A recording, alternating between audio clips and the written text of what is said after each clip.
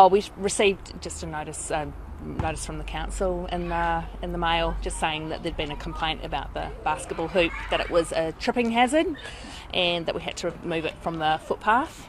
So, okay. So yeah. What happened after that? Well, we just assumed that the footpath was the footpath, so we just moved it from the concrete area onto the grass strip. We could have moved it sort of towards the house, but it's sloped, so we figured that was going to, it's not safe. There's a slope, so we just figured that we'd just move it sort of further onto the grass. I know it's the council strip, but we kind of thought, oh yeah, that's okay. We thought it was a tripping hazard, so we just went that way and thought it would be safer, and it was completely off the concrete. So we just assumed that by doing that we'd complied with the request from the council. Sure. I guess what happened? What was the next point after that? My husband dealt with it, but the conversation was that we'd done it, and when we thought we'd done the whole procedure, and then we had to the end of April to do it, so we just kind of left it. And then 13th of May, my husband received a text message from the council officer saying that we'd failed to comply, and that we had till the end of business that day to remove it from the council strip altogether.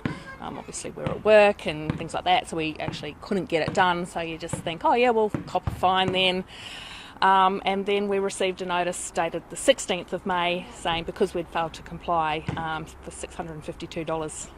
When you saw that amount, were you blown away? Well, I didn't have very nice words to say about it, but I was shocked.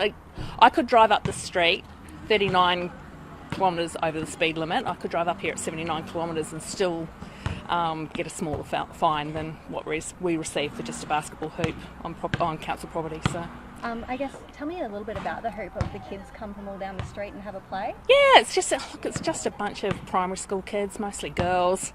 They're 5, 6, 7 years old, and they come in the afternoon and just play for a few hours outside. No, well, not even that. Sometimes they're only there for 20 minutes, but it's better than being inside, on iPads or computers or watching TV, YouTube clips or something stupid like that. They're just playing outside. They're just little girls, really. So, I guess when you did comply, you thought that you had done what they were asked, is that correct? You weren't being obnoxious by trying to... we genuinely thought we had done as was asked. We'd taken it off the footpath, which I just assumed was just taken off the concrete.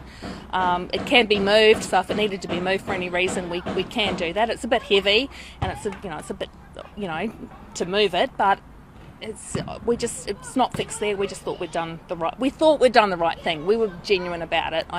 We weren't being obnoxious or facetious about it. We thought we'd done the right thing. So what would you want to come from this? Do you want awareness? Would you like council to reconsider, or at least give some notice before they do something like that? Yeah, well, I just think $650 is really steep. I mean, parking a vehicle on the council strip, that's only $130.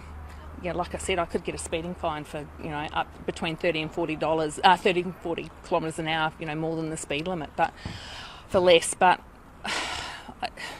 I just think it's the amount, and we've got a month to pay. That's fine, but I think $652 is really quite steep for a basketball hoop. And honestly, it's not the only basketball hoop in a similar setup in the estate.